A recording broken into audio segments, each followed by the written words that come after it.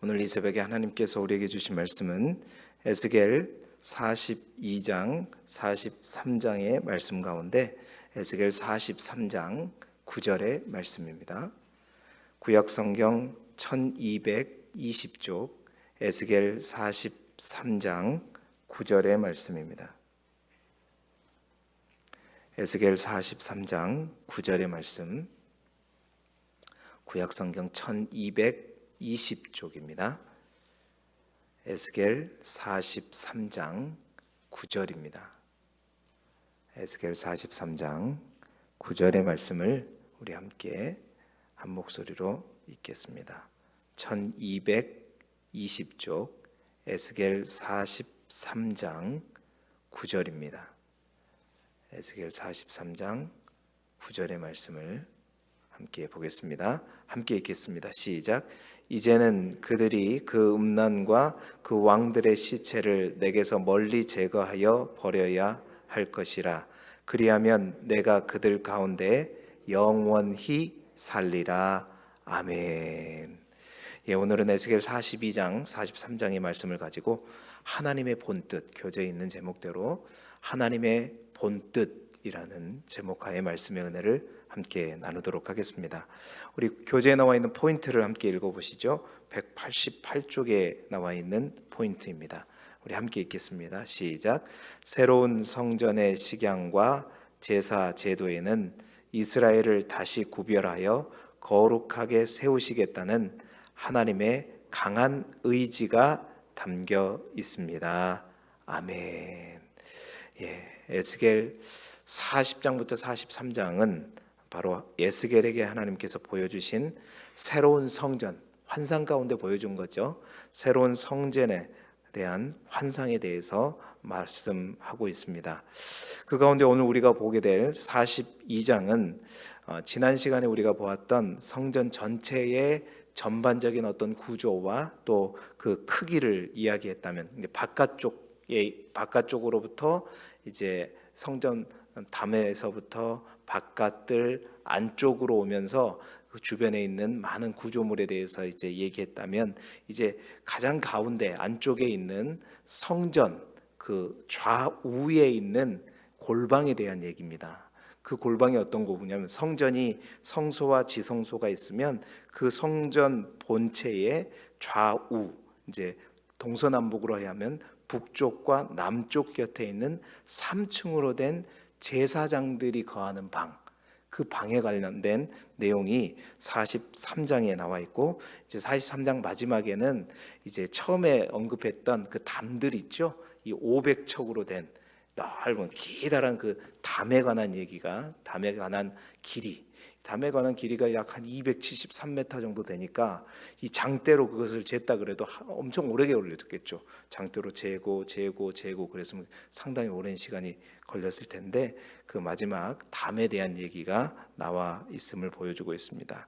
그래서 그 다음에 이제 43장에는 그 이후에 이제 성전에 관한 측량들이 다 끝나고 난 다음에 이제 하나님의 영광이 다시 성전에 가득한 그런 환상을 보여주고 있고, 그 성전에 있는 마지막 번제단, 그 번제단과 그 번제단을 어떻게 봉헌해서 사용할 것인가에 대한 얘기로 마무리되고 있죠.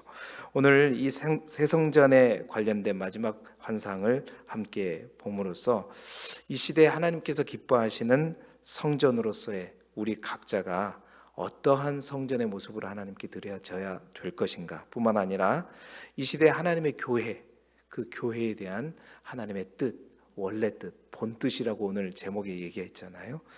교회를 향한 하나님의 본뜻이 무엇일까 함께 묵상하며 우리 자신에게 적용해보는 이 새벽이 되기를 소망합니다.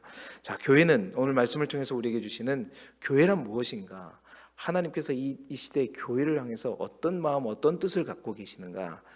지난번에도 한번 말씀드렸지만 교회는 세상과 반드시 구별되어야 된다는 겁니다. 교회는 세상과 반드시 구별되어야 된다. 42장에 보게 되면 1절부터 14절까지가 말씀드린 대로 성전을 중심으로 북쪽, 좌우, 북쪽, 남쪽에 있는 제사장의 방에 대한 얘기를 언급하고 있는데, 그 내용 가운데 우리가 주목해야 될 말씀이 어디냐면 42장 13절 14절의 말씀이에요.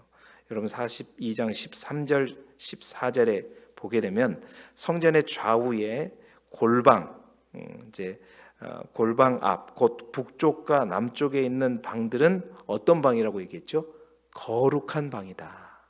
그러니까 제사장들이 사용하는 골방은 저기 담 밑에 있는 방문자들이 사용하는 방과는 달리 이 제사장의 골방은 어떠한 방이라고 얘기하는 거예요?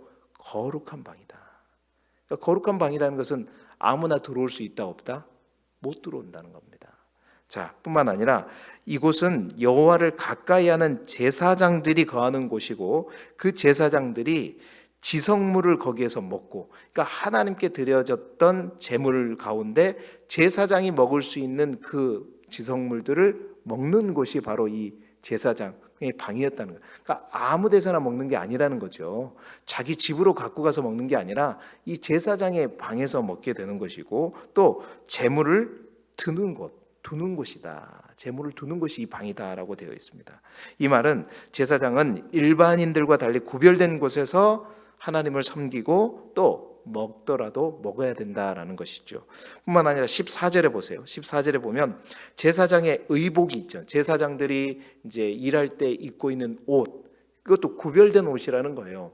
그래서 이 옷을 입고 바깥들, 성전 바깥들로 가면 된다, 안 된다? 안 된다는 거죠. 바깥들에 갈 때는 반드시 이 제사장복은 걸어놓고 일반 자신의 다른 옷을 입고 나가야 된다라는 것입니다. 다시 말해서 제사장들이 하나님 앞에 구별된 삶과 함께 구별되게 섬겨야 된다는 거죠.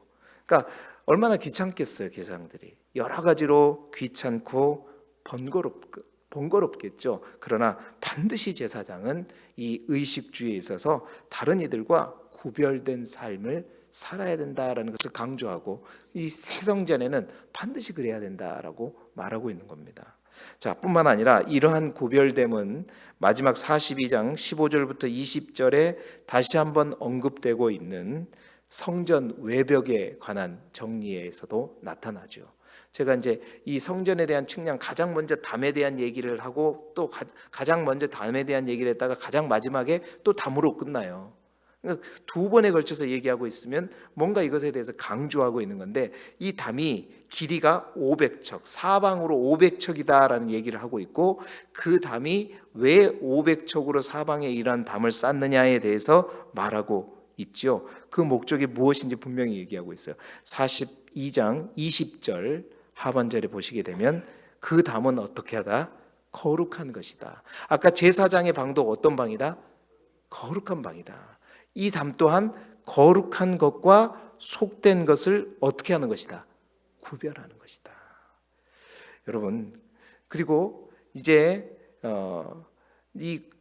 지난번에 이제 제가 주일날 저녁에 말씀드렸지만, 이 성소가 있는 땅이 이제 에스겔 47장 48장에 보게 되면 새 땅의 분배에 대해서 얘기 나오잖아요. 이 가운데에 있고 위에 뭐 유다 쭉쭉 있고 아래로 5지파, 위로 7지파 해가지고 땅을 딱 짝짝짝 갈라놨잖아요. 그때 보게 되면 이 성소가 있는 땅이 바로 중앙에 있는, 가운데에 있는 선택받은 땅, 다시 말해서 제사장의 땅이 있고 그 위에 레위인의 땅이 있고 그 아래 속된 땅이 있고 거기에 이제 성읍이 있는 거예요. 여호와 산마가 있는데, 제사장의 땅의 중간에 있는 것이 바로 이 성소입니다. 제사장의 땅에 있지만 그 제사장의 선택받은 땅에서도 담이 있어서 성소가 있다는 거예요. 이 말은 철저하게 세상 속에 있지만 구별되었다는 겁니다. 자, 여기서 뭘 말하는 거냐? 이는 성전이 교회가 세상에서 어떠한 모습으로 자리매김해야 되는가를 분명하게 강조하면서 보여주고 있다는 겁니다. 교회는 세상 속에 있지만 세상에 속하지 않는 그런 정체성을 띈 것이 바로 교회의 정체성이다. 성전된 우리도 마찬가지인 거예요. 세상에 속하지만, 세상에 보내어졌지만 세상에 속하지 않는 그런 정체성. 여러분 요한복음 17장에 보면 예수님께서 대제사장적인 기도를 하고 있어요. 그 기도 가운데 제자들을 위해서 기도할 때 뭐라고 얘기하냐면 하나님께서 나를 세상에 보내셨지만 내가 세상에 속하지 않음과 같이 너희들 또한 내가 너희를 보내나 너희도 세상에 속하지 않는 자가 되어야 된다라고 얘기해요. 이 말이 뭔 말이면 세상에 보내어졌으나 세상에 속하지 않는, 여러분 이걸 뭐라 그래요? 구별이라고 그러는 거죠. 그러니까 더 구체적으로 얘기하면 이걸 성별이라고 하고 거룩이라고 표현하고 있는 것입니다. 이제 비유하자면 그런 거예요. 세상이라고 하는 바다에 떠 있는 배와 같이. 그러니까 교회라고 하는 것은 그죠? 세상이라고 하는 바다에 배가 떠 있으면 어떻게 해요? 세상 물결에 따라서 흔들릴 수 있죠. 출렁출렁 거릴 수 있어요. 물도 가끔씩 막 올 수 있으면 어찌저건 근본적으로 그 배에 물이 들어오면 돼야 안 돼요? 들어오면 어떻게 되는 겁니까? 그 배에 타고 있는 모든 이들이 다 침몰되게 되는 거예요. 풍랑 때문에 흔들리고 물결 때문에 흔들릴 수 있으나 그 배는 그 세상의 바다 가운데 출렁거리면서 흔들거리면서 가지만 반드시 어디를 향해 돼? 목적하는 항구를 향해서 가는 것이다. 그러니까 그 교회라고 하는 것은 노아의 방주처럼 그러한 세상의 바다 가운데 그러한 배와 같은 존재가 바로 교회라는 거예요. 우리 또한 마찬가지라는 겁니다. 항상 교회에 위기가 오고 역사 속에서 교회가 가장 어렵고 힘들었을 때는 언제였냐? 그 뱃속에, 그 구별된 벽 속에 거룩한 담이 구멍이 뚫리거나 그걸로 인해서 세상의 어떤 물결들이 들어올 때였어요. 여러분 그 배가 구멍이 나서 물이 이렇게 딱 들어오는 거, 교회에 뭔가 구멍이 나고 벽이 낮아져서 세상에 물이 스며드는, 이걸 뭐라고 얘기하냐면 교회의 세속화라고 얘기하는 거죠.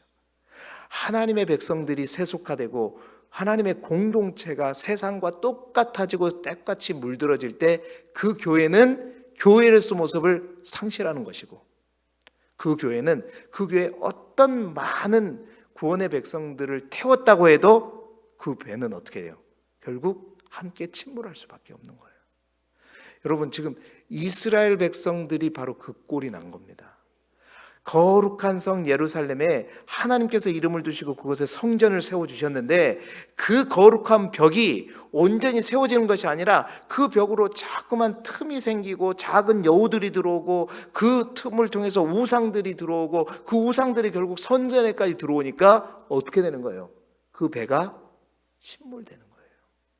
여러분 그래서 하나님께서는 이 벽을 강조하고 있고 벽뿐만 아니라 그곳에서 일하는 제사장들 또한 거룩한 방에서 분명히 구별되어야 된다. 여러분 이것은 이 시대에 하나님의 교회인 우리 각자를 향해서 또 주님의 공동체를 향한 하나님의 메시지인 줄 믿습니다.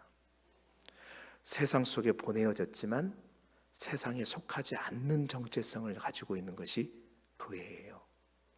우리의 자녀들을 사랑하고 많은 이들을 사랑하지만 그 사랑으로 인해서 우리가 그 담을 낮추게 될 때, 믿지 않는 자들과의 삶, 가족이 된다 할지라도 그것을 허물어뜨리게 될 때, 여러분 그게 그들과 함께 뭔가 되는 것 같지만 결국 어떻게 되는 거예요? 우리가 잠겨지는 거예요. 같이 있되 함께 거주하되 구별되고 또한 반드시 거룩한 삶을 살아갈 때 이 시대의 교회는 교회다운 모습을 회복하고 교회가 빛이 사라지고 소금의 역할을, 맛을 잃게 되지 않도록 여러분 각자의 삶 속에서 그런 모습으로 살아갈 수 있기를 바랍니다. 여러분 사도행전 11장에 보면 안디옥 교회, 이방인 최초의 교회가 안디옥 교회인데 그곳에서 사울과 바나바가 사역할 때 1년 동안 열심히 사역할 때 그곳의 사람들이 바로 믿는 그들을 향해서 뭐라고 불렸다고 성경이 얘기하죠? 그리스도인이다. 처음으로 기독교인이다, 그리스도인이라고 불렀어요. 왜? 그 그리스도인이라고 명명한 이유는 뭐겠어요? 이 사람들은 다르다. 이 사람들은 우리와 다른 존재다. 이 사람들은 예수 그리스도를 믿는 믿음의 사람들이다 라고 해서 뭐라고 부른 거예요? 세상 사람들 부르지 않고 그리스도인이라고 불렀던 거예요. 여러분 이 정체성을 잃으면 안 돼요. 잃으면 안 돼요. 우리 모두가, 또 우리 길두교회가, 또한 우리 믿음의 공동체가 정말 하나님을 믿는 그리스도인답게 살아가는 저와 여러분이 되기를 주님의 이름으로 축원합니다. 두 번째, 하나님께서 교회를 향한 본뜻이 뭐냐? 교회는 하나님의 영광이 가득해야 된다라는 거예요. 자, 43장에는 이제 그 성전에 관한 모습을 다 본 후에 에스겔을 데리고 어떤 사람이 동쪽을 향한 문으로 데려갑니다. 근데 그때 에스겔은 놀라운 환상을 보게 되는 거죠. 에스겔 10장에 우리가 보았지만 성전에 있던 하나님의 영광이 성전의 문지방을 떠나게 되고 그 문지방에서 성전에 있는 동문을 통해서 성읍 동쪽에 있는 감람산을 거쳐서 떠나가 버렸잖아요. 바벨론으로. 그발 강가로. 그래서 그발 강가에서 하늘문이 열리면서 그곳에서 그 하나님의 영광을 보았잖아요. 그런데 그 그발 강가에서 보았던, 또 떠나갔던 그 하나님의 영광을 성전을 다 보여주고 난 다음에 43장에 보니까 성전의 어떤 동쪽을 통해서 하나님의 영광이 다시 흘러 들어온 거예요. 하나님께서 떠나가신 동쪽 문을 통해 다시 하나님의 영광이 임하고 또 그것을 바라보게 된 거예요. 그러니까 제사장 에스겔은 이 모습을 보면서 정말 세상과 구별된 성전을 보면서도 하나님께서 정말 우리를 구별된 성전으로 다시 세우려고 하는구나 라고 또 생각했지만, 바로 그렇게 지어진 새 성전에 떠나버렸던 하나님의 영광이 동쪽으로부터 임하는 것을 보면서 감격에 겨워했을 거예요. 와, 성전에 하나님의 영광이 임하는구나. 보세요. 43장 7절에 어떤 사람이 에스겔 곁에 서서, 그 동쪽 문 곁에 서서 이렇게 말하죠. 인자야, 이는 내 보좌의 초소고 내 발에 두는 초소다. 내가 이스라엘 족속 가운데 영원히 있을 곳이다. 그러니까 에스겔에 그런 거예요. 야, 이곳은 바로 어떤 곳이냐? 내 보좌의 초소이고 내 발을 두는 초소이고 내가 이스라엘 족속 가운데 영원히 있을 곳이다. 하나님께서 영원히 있겠다라고 하고 오시는 거예요. 뿐만 아니라 43장 9절에 이제는 그들이 음란과 왕들의 시체를 내게서 멀리 제거하여 버려야 할 것이다. 그리하면 내가 그들 가운데 어떻게 있겠다? 영원히 살리라. 더럽혀진 우상 숭배들, 세상의 어떤 것들을 섬기는 것들을 다 제거해야 된다. 그러면 내가 여기 와서 어떻게 한번 방문하는 것이 아니라 영원히. 여러분, 이게 하나님의 본뜻이에요. 하나님은 성전된 우리의 가운데, 하나님의 교회 가운데, 구별된 하나님의 교회 가운데 항상 영원히 거하고 싶은 것이 누구의 뜻이다? 하나님의 본뜻이다. 내가 버려서, 내가 너희들이 싫어서 너희들이 멸망하고 내가 떠나간 것이 아니라 너희들이 내 성전을 이렇게 더럽히고 구별되지 않는 성전으로 하다 보니까 내가 이곳에 영원히 거하고 싶은데도 말미암아 거룩한 내가 이곳에 있을 수 없어서 어쩔 수 없이 떠난 거다. 이제 다시 돌아오면서 에스겔을 통해서 말한 거야. 에스겔아, 네 백성에게 꼭 이것을 전해라. 내가 이곳에 영원히 거하고 싶다. 항상 거하고 싶다. 그러나 너희가 구별된 삶을 살지 못하고 계속해서 세상의 물결들이 이곳에 들어오게 될 때 내가 이곳에 있고 싶어도 있을 수 있다 없다? 없다라는 것입니다. 여러분, 하나님의 이 마음을 느낄 수 있기를 바랍니다. 지금도 이 예배 가운데도 하나님은 여러분 가운데 충만하게 거하시기를 원하세요. 그런데 우리가 오늘 이 예배를 드리면서도, 내가 이 예배를 말씀을 듣고 있으면서도 내 생각은 전혀 딴 생각이 있고 세상의 생각이 스며들어 있고 어떤 다른 걱정이 몰려오게 되고 그것들로 내가 가득 차게 되면 하나님은 이거는 계시고 싶음에도 불구하고 하나님 안타까우면 내가 볼지어다 내가 문 밖에 서서 두드리노니. 하나님은 지금도 항상 문 밖에 두드리고 여러분 가운데 충만히 거하고 싶은데 우리가 딴 생각을 품고 있기 때문입니다. 사랑하는 성도 여러분, 그래서 많은 세상의 사람들이 그러죠. 하나님의 영광이 보이지 않는 교회의 모습에 대해서 이렇게 얘기합니다. 예수님은 계시는데 교회에 예수님이 보이지 않는다. 예수님을 믿는데 나도 예수님한테 교회는 가고 싶지 않다. 그 말이 뭔 말이냐면 예수님이 계신다는 건 나도 안다. 믿는데 교회에 가도 하나님의 영광이 안 보인다는 거예요. 그만큼 교회에 많은 사람들이 교회는 다니고 있지만 형식화된 예배, 세속화된 예배, 그 속에서 예수 그리스도가 안 보인다는 겁니다. 믿음의 사람이라고 하는데 그 사람의 삶 속에서 그리스도 예수가 안 보이는 거예요. 세상 사람과 똑같이 불의를 행하고 사람들 속이고 가난한 사람들 멸시하고 이러면 예수가 보이겠어요? 아이고 징그럽다. 저 사람이 다는 교회는 안 가고 싶다. 이 말하고 있는 겁니다. 사랑하는 성도 여러분, 정말 우리 길두교회는 그리스도 예수가 분명히 보이는 교회가 되기를 소망합니다. 하나님이 충만하게 임재하는 것. 여러분 정말 성전만 아름답게 지어진 게 끝이 아니라는 겁니다. 새 성전의 환상 멋지게 지어지고 담이 세워지고 그렇게 된 교회가 정말로 하나님이 기뻐하신 진정한 회복이 아니라 그곳에 뭐가 임해야 된다? 하나님의 영광이 그 동쪽 문을 통해서 들어와서 성전 바깥들과 안뜰과 성소와 지성소에까지 가득 차고 넘치는 것. 아멘. 저도 여러분도 하나님의 영광이 여러분 가운데 날마다 가득 채워져서 진정한 회복을 향해 나아가는 우리 모두가 되기를 주님의 이름으로 축원합니다. 세 번째로 교회에는 하나님을 향한 헌신이 있어야 된다. 헌신이 있어야 된다. 자, 이스라엘에 존재했던 실제 성전들이 많이 있죠. 솔로몬의 성전도 있었고 이제 포로에서 돌아온 후에 스룹바벨 성전도 있었고 예수님 시대에 있었던 헤롯 성전도 있었잖아요. 그러한 성전들과 에스겔이 본 서성전, 새 성전은 실제 성전은 아니다고, 지어진 성전은 아니다 그랬죠. 환상 가운데 이것은 마지막 때에 하나님께서 새하늘과 새 땅 가운데 있어질 그 거룩한 성전에 대한 환상이라고 말씀을 드렸잖아요.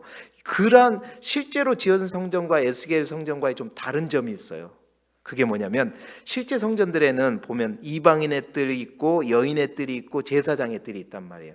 그러니까 신분과 성별에 따라서 구별된 갈 수 있는 땅이 제한되어 있었단 말입니다. 그런데 여러분 이 에스겔의 성전에는 신분과 성별에 대한 제한이 없어요. 그냥 어떻게 바깥뜰, 안뜰, 성전뜰 이렇게 있지. 이 말은 뭐냐면 예수 그리스도로 인해서 모든 믿는 자들이 성별과 신분에 관계없이 다 들어갈 수 있다는 의미를 포함하고 있는 것뿐만 아니라 이 에스겔의 성전에 여러분 잘 보시게 되면 없는 것들이 있어요. 성소가 몇 사이즈가 얼마라는 것은 얘기하고 있지만 그 성소에 여러분 뭐가 있어야 돼요? 옛날 성전에 보면 떡상이 있어야 되고, 그죠? 금촛대도 있어야 되고, 또한 분향단도 있어야 되죠. 지성소에 들어가면 뭐가 있어요? 그 이름도 유명한 하나님의 언약궤가 있어야 되잖아요. 없잖아요. 말하고 있잖아요. 어떤 것도 말. 자, 그런 것 또한 성소와 지성소에는 여러분 뭐가 딱 있어야 되죠? 휘장이 있어야 되잖아요. 그런데 그런 것들이 있다고 얘기하고 있어요? 없어요. 그게 뭐냐면 바로 예수 그리스도를 상징하는 것들, 예수 그리스도로 인해서 휘장이 찢어졌다고 했잖아요. 죽으심으로, 십자가의 죽으심으로 말하면 휘장이 찢어졌다는 것은 누구나 성소에까지 들어갈 수 있다는 것. 그러니까 예수 그리스도의 사역과 예수 그리스도를 상징하고 예수 그리스도를 통해서 이루어진 모든 일들에 관한 것들은 다 사라지는 거예요. 그것은 바로 예수 그리스도가 이 땅에 오심으로 말미암아 성전의 옛날 구약 성전의 모습들은 다 제거됐다는 겁니다. 자, 그런데 딱 하나 남아있는 게 있어요. 그게 뭐냐? 43장에 보게 되면 13절부터 끝까지 있는 번제단입니다. 번제단은 딱 그대로 존재해요.